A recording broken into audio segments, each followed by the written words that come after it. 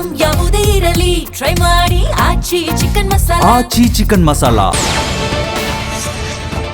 ಶಿವಾಜಿ ಭಾವಚಿತ್ರ ಮೆರವಣಿಗೆ ವೇಳೆ ಕಲ್ಲು ತೂರಾಟ ನಡೆದ ಘಟನೆ ಬಾಗಲಕೋಟೆಯ ನಗರದ ಕಿಲ್ಲಾ ಓಣಿಯಲ್ಲಿ ನಡೆದಿದೆ. ಸ್ಥಳದಲ್ಲಿ ಇದ್ದ ಎಸ್ಪಿ ಸಿದ್ಧಾರ್ಥ ಗೋಯಲ್ ತಲೆಗೆ ಗಾಯವಾಗಿದ್ದು ಬಟ್ಟೆ ಮೇಲೆ ರಕ್ತದ ಕಲೆಯಾಗಿದೆ ಎನ್ನಲಾಗಿದೆ.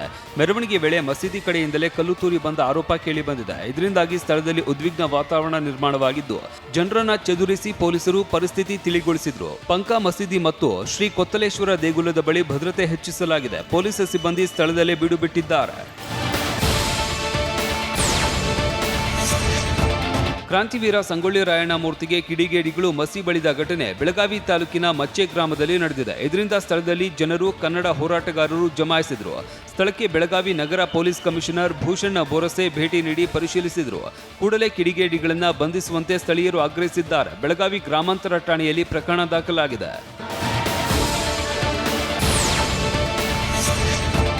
ರಸ್ತೆ ಅಪಘಾತದ ಸುಳ್ಳು ದಾಖಲೆ ಸೃಷ್ಟಿಸಿ ವಿಮೆ ಕಂಪನಿಗೆ ವಂಚಿಸಿದ್ದನ್ನ ದಾವಣಗೆರೆ ಜಿಲ್ಲೆ ನ್ಯಾಮತಿ ಪೊಲೀಸರು ತನಿಖೆಯಲ್ಲಿ ಬಯಲು ಮಾಡಿದ್ದಾರೆ. 2025 ಮೇ 10ರಂದು ಸವಳಂಗ ಶಿಕಾರಿಪುರ ರಸ್ತೆಯಲ್ಲಿ ಅಪಘಾತವಾಗಿತ್ತು. ಖಾಸಗಿ ಬಸ್ ಬೈಕ್ ಪರಸ್ಪರ ಡಿಕ್ಕಿಯಾಗಿ 10 ಜನ ಶಿವಮೊಗ್ಗ ಜಿಲ್ಲಾಸ್ಪತ್ರೆ ಹಾಗೂ ಮಂಗಳೂರು ಖಾಸಗಿ ಆಸ್ಪತ್ರೆಯಲ್ಲಿ ಚಿಕಿತ್ಸೆ ಪಡೆದಿದ್ದಾಗಿ ನಕಲಿ ದಾಖಲೆ ಸೃಷ್ಟಿಸಿ ಶ್ರೀರಾಮ ಜನಗಲ್ ಇನ್ಶೂರೆನ್ಸ್ ಕಂಪನಿಗೆ 1 ಕೋಟಿ ಪರಿಹಾರಕ್ಕೆ ಅರ್ಜಿ ಸಲ್ಲಿಸಲಾಗಿತ್ತು. ಮರು ತನಿಖೆ ವೇಳೆ ವಂಚನೆ ಬಯಲಾಗಿದೆ.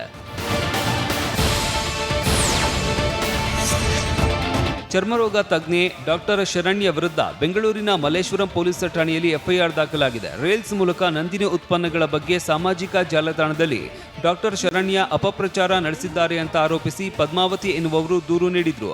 ವಿಡಿಯೋ ವೈರಲ್ ಬಳಿಕ ಕೆಎಂಎಫ್ ವ್ಯವಸ್ಥಾಪಕ ನಿರ್ದೇಶಕ ಬಿ ಶಿವಸ್ವಾಮಿ ನಂದಿನಿ ಉತ್ಪನ್ನಗಳ ಸೇವನೆ ಸುರಕ್ಷಿತ ಅಂತ ಸ್ಪಷ್ಟನೆ ನೀಡಿದ್ದಾರೆ.